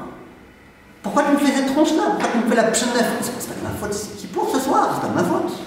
En d'autres termes, t'as ta avodat Hashem très bien, mais t'as aussi une avodat vis-à-vis de l'être humain. Et donc, il faut que tu fasses en sorte de faire attention. J'aimerais vous raconter maintenant, parce que tout à l'heure, je crois que c'est Liora qui a demandé tout à l'heure qu'on raconte l'histoire des 3 personnes qui ont voulu se convertir. Alors, je vais vous raconter, Be'ezrat Hashem, cette histoire, parce qu'il y a une leçon très importante. La Gemara, elle raconte qu'il y a un homme qui a voulu un jour se convertir. Je vous la fais vite parce qu'elle est assez connue l'histoire. La suite, elle est un peu moins connue. Il y a 3 personnes qui ont voulu se convertir, c'était des non-juifs, qui voulaient se convertir. Ils ont été voir, donc chacun à son tour. Ils n'étaient pas ensemble, hein, c'était 3 histoires, 3 fois différentes. Le premier, il arrive, il va voir Shammai. Il dit à Shammai, s'il te plaît, est-ce que tu peux m'enseigner toute la Torah sur un pied? Un cloche-pied, hein, sur un pied. Shammai, il a senti ici qu'il y avait visiblement du mépris à l'égard de la Torah. Comment tu veux une Torah tellement gigantesque que je la résume en une phrase? Je peux pas. Et puis, il l'a viré, ça tombait bien, il faisait cloche-pied, donc c'était facile de lui faire un croche-patte. Sur un pied, ça veut dire, comment on dit en français? Elle régale la face, c'est rapidement quoi. J'ai pas de temps pour parler, dis-moi toute la Torah en 2 minutes, genre. Shammai, il lui a fait un croche-pied, et puis il l'a viré. D'accord? On dit dans la Gemara qu'il l'a poussé. Il l'a poussé avec, il avait dans sa main un instrument de maçon, et il l'a viré. Le deuxième, pareil, le troisième, pareil. La Gemara raconte qu'ensuite, après s'être viré, Et après cette j'ai mal au pied avec ce qui s'est passé, il s'est rendu chez Hillel. Et il est venu voir Hillel. Visiblement, il était courageux, le gars. Il avait déjà un pied dans le plâtre. Maintenant, avec l'autre pied, il vient voir Hillel. Hillel, tu peux m'enseigner toute la Torah, s'il te plaît, sur un pied? Et là, il lui dit, aucun problème, je t'apprends toute la Torah. Et là, il va lui dire la phrase que vous connaissez toutes. Ce que tu n'aimes pas qu'on te fasse, ne le fais pas endurer à l'autre. Une façon un peu différente, mais qui revient un peu au même que de dire c'est pas mon sujet maintenant, donc on va pas s'allonger sur ça. Il y a une différence entre tes mains, ton prochain quand toi-même, et tu ne feras pas endurer à l'autre ce que tu n'aimes pas. Mais en tous les cas, l'idée est là. Il dit ça, c'est toute la Torah en une phrase. Après, tu veux continuer à méditer la Torah, t'inquiète pas, t'as du boulot. Comme ça, la Gemara, elle raconte.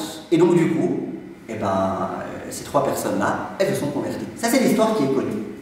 L'histoire qui est un peu moins connue, c'est la Gemara qui continue à raconter qu'un jour, les trois guérim, donc les trois convertis, ça fait déjà des années qu'ils s'étaient convertis, les trois, ils se retrouvent sur une Keren David. Ils se retrouvent à un même carrefour. Les trois. Et puis, chacun commence à parler à l'autre. Alors, qui tu es, toi? Ah, moi, avant j'étais Dupont, aujourd'hui je suis Kalevski, d'accord? Et toi? Ah, moi, avant j'étais Durand, aujourd'hui je suis Steinman. Bref, ils commencent à parler. De... Et un premier, il dit à l'autre, vas-y, dis-moi, raconte-moi, qu'est-ce qui s'est passé? Il dit, ah, ben voilà, je voulais me convertir, j'étais chez Shammai, je lui ai demandé qu'il me raconte la Torah, il m'a envoyé, et j'ai quitté complètement. Après, j'étais chez Hillel, et le deuxième, Haouda, il raconte la même histoire. Il dit, ah, c'est marrant, moi aussi j'étais chez Shammai. Moi aussi, j'ai voulu qu'il m'apprenne la Torah en 2 minutes. Et moi aussi, je me suis fait éjecter. Après, j'étais voir Hillel et il m'a enseigné de la Torah. Et le troisième, pareil. Donc, les trois, ils arrivent dans ce carrefour à la conclusion que Baruch Hashem, ils ont mérité d'être juifs. Et là, ils disent une phrase très très dure. Ils disent, les trois ensemble, Kapdanuto shel Shammai, Biksha le tordenu mina olam. La rigidité de Shammai, elle a failli nous faire perdre le monde. Parce qu'ils sont intéressés de mon juif toute notre vie. Un juif, il comprend c'est quoi être mon juif. On aurait perdu l'Olam Haba, on aurait perdu plein de choses. Donc la rigueur de Shammai, elle a failli nous perdre le monde. Anvatanu to shel Hillel, kirvanu tachat kanfe ashrina. Qui est-ce qui nous a permis finalement de pouvoir mériter d'être faire partie du peuple juif? C'est la modestie de Shammai, de Hillel. Donc on voit que ces trois non-juifs-là, ça aurait pu très mal se finir. Baruch Hashem, finalement, ça s'est bien fini. C'est normal, ils étaient trois sur un carrefour. Et avec carrefour, je positive. Hier. Non, le c'est pas celle-là? Ça fait un peu longtemps. À mon époque, c'était la truc au carrefour, c'était avec carrefour, je positive. C'est pas grave, on va essayer de refaire des blagues un peu plus adaptées à 2020. La génération. Alors, en tout cas, regardez. Les trois, ils arrivent à une conclusion. Il y a un séfer qui s'appelle le Millet des Chassidouta. Il dit quelque chose de très fort. Il dit, comment ça se fait que c'est Shammai qui a enseigné cette Mishnah-là? Eve mekabel et kol adam besever panim yafot. Il dit, ben parce que Shammai, il s'est rendu compte de ça. Parce qu'un jour, on imagine qu'il les a rencontrés, ces trois hommes-là, qui lui ont dit, ah Shammai, aujourd'hui on est des bons juifs, mais tu y attendras toute la journée, on fait des bonnes choses, à cause de toi on aurait pu rester des goïms. Et Shammai, là, il va comprendre. Cette rigidité-là, elle n'est pas bonne. Quelqu'un vient, accueille-le avec avenance, avec gentillesse, avec amour, avec affection, même s'il est lourd, même si tu as l'impression que peut-être il est en train de mépriser, accueille-le bien. Le Sefer Millet des Chassidouta, il veut dire que c'est de là que Shammai, il a compris que son comportement d'être trop rigide n'était pas bon. Donc soit... Non mais tu peux être rigide mais pas désagréable, c'est des choses qui sont différentes. Nahon.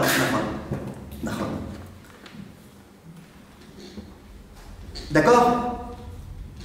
Maintenant on comprend la Mishnah. Shammai il vient et il dit la chose suivante. Ase Toratra Keva. Fais de ta Torah la chose la plus importante. Nous savons très bien que la chose la plus importante au monde, c'est la Torah Kedosha. Donc Shammai il vient et te précise. Le plus important, Ase Toratra Keva. C'est quoi le problème quand tu fais de ta Torah un Keva, une Kviout, quand tu mets ta tête complètement dans la Torah, parce que parfois tu as tendance à ne plus voir les autres. Tu es tellement dans ta Torah qu'il n'y a plus personne autour. Il y a toi et ta Torah et personne d'autre.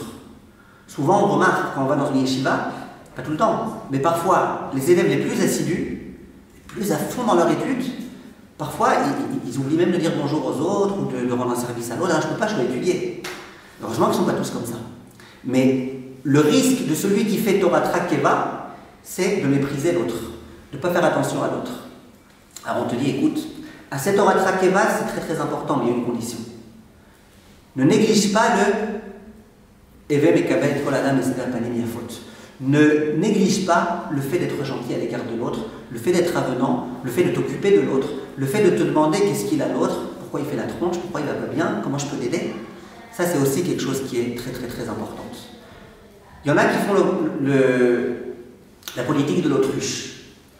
L'autruche, vous la connaissez, quand elle voit qu'il y a un lion qui va arriver et qui est en train de lui courir après et qu'elle n'est pas capable de s'enfuir, elle enfonce sa tête dans le sable et puis comme ça, elle ne voit plus le lion. Donc elle a l'impression qu'il n'y a plus de lion. Dans 3 secondes, il n'y aura plus d'autruche non plus, ni de tête d'autruche. Mais en tout cas, pour l'instant, elle a l'impression. Ne faisons pas la politique de l'autruche de mettre notre tête quelque part, même si c'est dans la Torah, et penser que le reste du monde, il s'en sortira sans nous. Non, il faut aussi être dans le monde et aider les autres, et penser à la façon dont on va pouvoir, Bezrat Hashem, aider les autres. Alors maintenant, regardez bien. Dans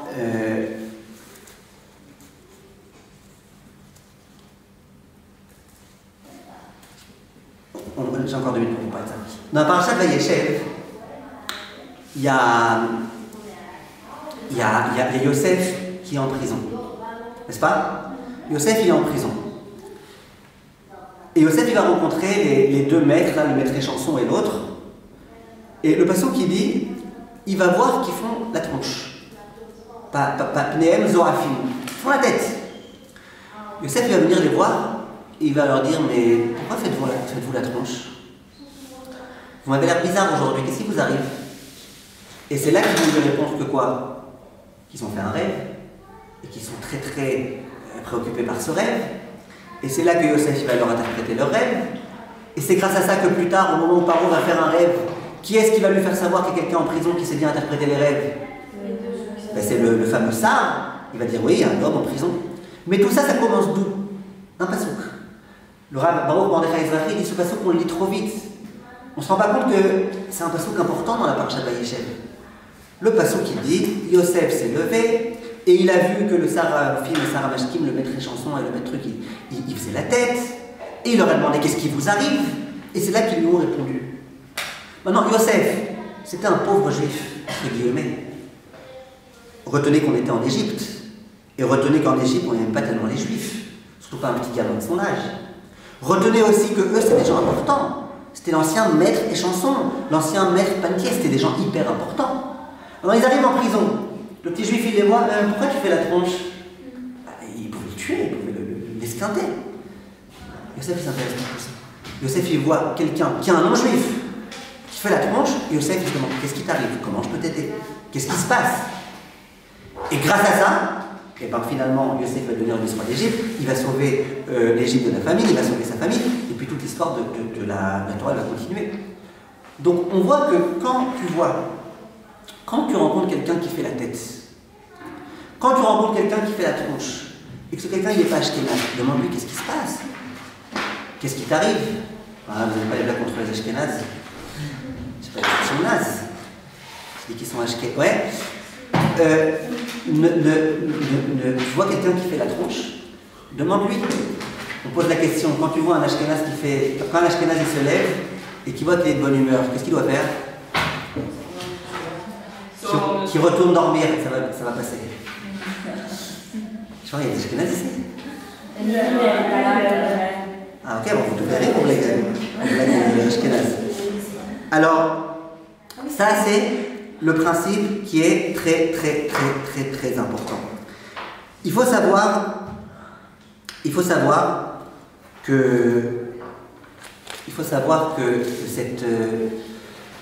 cette qualité-là, c'est une qualité que vous pouvez avoir même si vous n'avez pas beaucoup d'argent, même si vous n'avez pas beaucoup d'importance sociale, de faire un sourire à quelqu'un, de dire à quelqu'un, lui taper sur l'épaule, et lui dire comment ça va l'Aziz, tout va bien, t'as pas bonne mine aujourd'hui, comme mon critérium. Qu'est-ce que tu as? Eh bien c'est quelque chose qui peut beaucoup aider. Un jour il y a une fille qui voulait sortir en chidour. Écoutez bien, elle voulait sortir en chidour. Et c'était une fille parfaite, magnifique, elle avait tout ce qu'il lui fallait. Elle avait juste un problème. Il lui manquait ici une dent. Alors, quand il manque une dent au fond, bon ça va, personne ne le voit. Mais quand il manque une dent juste ici, ça fait un peu bizarre. Et mais à part ça, elle allait très bien. Elle est sortie à un chidour. Elle a demandé à Chatranit, elle a dit écoutez, moi c'est mon premier chidour, je ne sais pas ce que je fais. Parce que ouais, je sais que je fais bien et tout, je passe bien, mais quand il va voir le bonhomme que j'ai qu'une dent, ça ne va pas aller. Alors Chatranit, elle lui dit écoute, moi j'ai un conseil pour toi. Lui, c'est un garçon très très sympathique, celui que je te présente. Donc j'imagine qu'il va te faire des blagues. Si à un moment tu fais une blague, tu devrais prendre la bouche, ben, mets ton doigt comme ça. Vous savez, il ne verra pas ta dent qui manque. Tu fais ah ah ah ah ah et tu verras pas. Il ne verra pas qu'il te manque une dent. La fille, elle dit ah génial, génial, génial, génial, génial, génial. Elle revient lui chidour et elle dit à Chatranit moi je ne veux pas de ce chidour-là. Il dit qu'est-ce qui se passe? Il dit ben moi à un moment donné je lui ai fait une blague et lui il a mis toute sa main. Je veux pas te caler là-dedans. En général, elle marche bien celle-là. C'est pas grave, en tout cas, ce que je veux vous dire, c'est pas grave, je la ferai demain ailleurs. C'est le matin. Hein? C'est le matin. Ce que je veux vous dire, c'est que le matin à midi, ouais. Vous êtes très à l'heure. Alors, ce que je veux vous dire, mesdemoiselles, c'est qu'il faut être gentil, il faut être agréable, il faut être sympathique à l'égard des autres.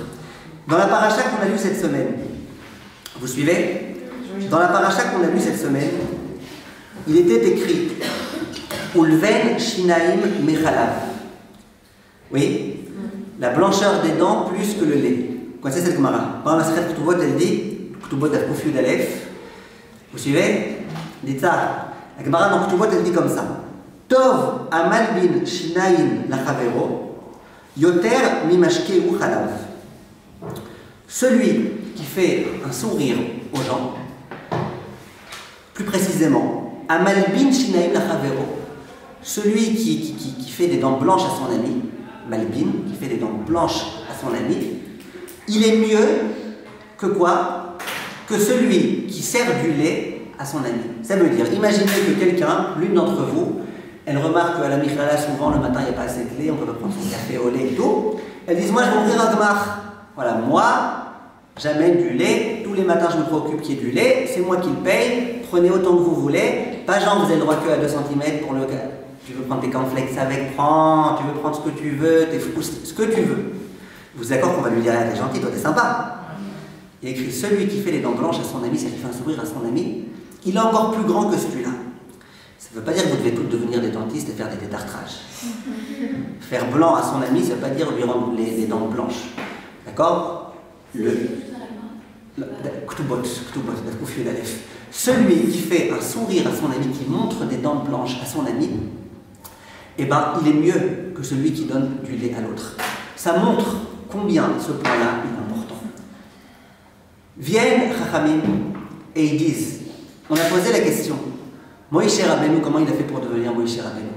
Comment il a fait? Comment on fait une chose pareille? Comment on devient un grand homme? Comment?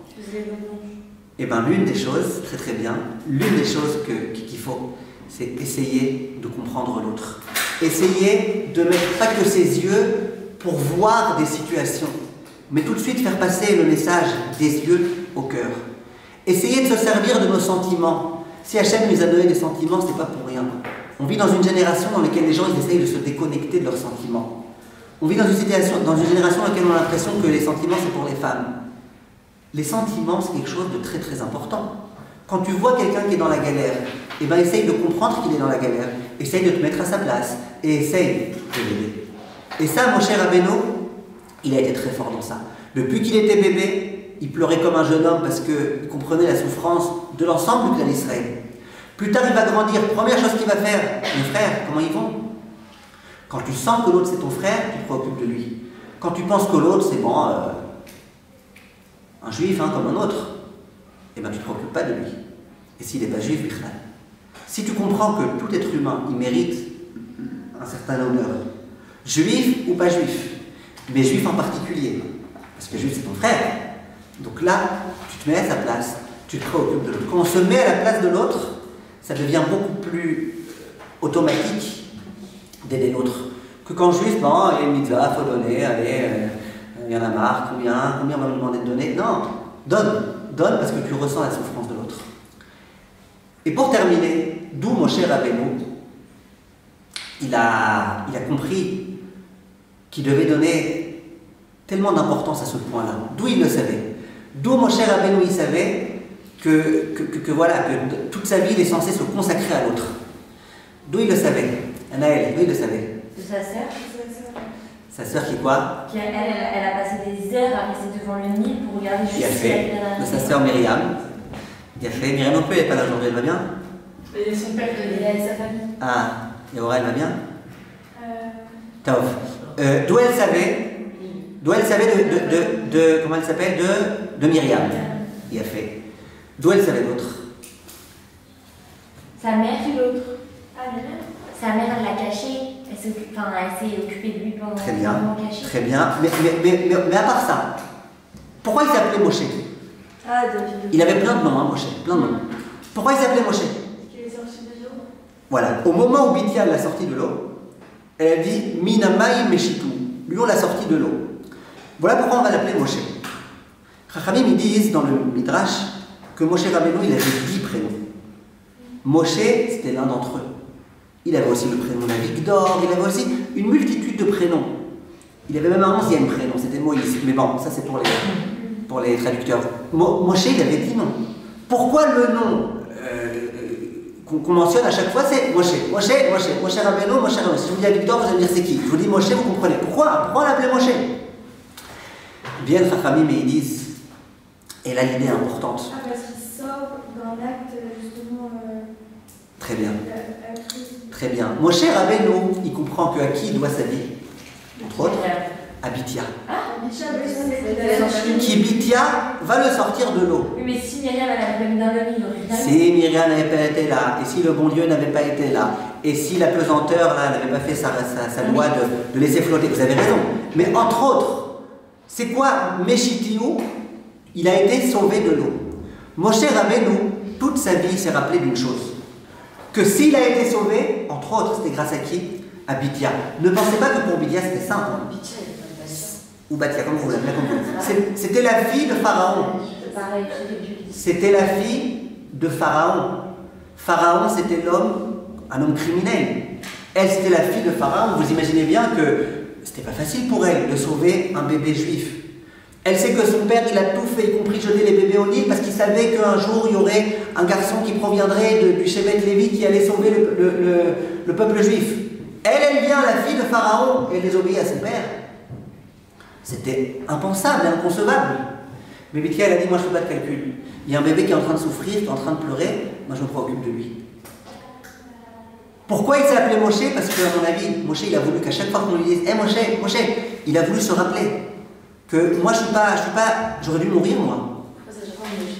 Moshe a été sauvé, a été sauvé de l'eau. Moshe, toute sa vie, il a voulu se rappeler.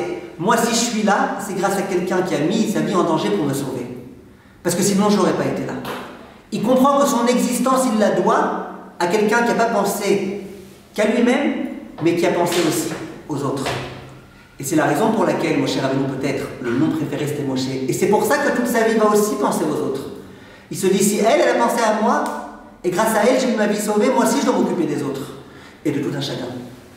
Il y avait un grand rave qui disait une expression que j'ai beaucoup aimée. Il disait, vous savez, c'est quoi un gadol? Un gadol de Torah, vous savez, c'est quoi? C'est quelqu'un qui a une tellement grande aptitude à se concentrer dans l'étude de la Torah, qu'il est capable d'étudier la Torah. Tu as 2 bulldozers à côté, un à droite, un à gauche, qui font du bon. Lui, il les entend même pas. Il est tellement concentré dans sa Torah qu'il les entend même pas. Mais quand il y a un bébé qui pleure, une toute petite voix, tout de suite il est déconcentré de son étude. Il va se demander, il a besoin d'aide, on peut l'aider, il y a quelque chose à faire. C'est ça un gadol. Un gadol, c'est quelqu'un qui comprend que quand un bébé il pleure, eh ben, il faut se réveiller. Vous allez me dire c'est comme ça, il y a beaucoup de mamans qui sont gdolotes et beaucoup de papas qui sont nachron. En tous les cas, Bezrat Hashem, ce que je nous souhaite à tous, c'est que, je ne sais pas si on pourra arriver à la dimension de Moshe Rabbeinu. Le Rambam, il veut qu'on devienne Ça me semble être quand même bien prétentieux. Et s'il le dit, c'est que c'est possible. Mais en tous les cas, au moins ce qu'il faut qu'on fasse, c'est qu'on tende un petit peu vers cette chose-là. Et comme Sarah l'a très bien dit au début du cours, si ce qu'on nous dit de Moshe Rabbeinu, c'était que les points forts de sa vie, et que l'un des points forts qu'on nous raconte, c'est un jour il va grandir, il va voir ses frères souffrir, il va mettre son cœur et ses yeux pour essayer de les aider, c'est que c'était l'une des choses qui a permis à Moshe de devenir Moshe Rabbeinu. Et Ratson, que nous devenions tous Bezrat Hashem, à l'instar de Moshe Rabbeinu, des Juifs dignes de ce nom, et qu'on ait le mérite de toujours se préoccuper de tout un chacun. Amen, amen. Merci beaucoup.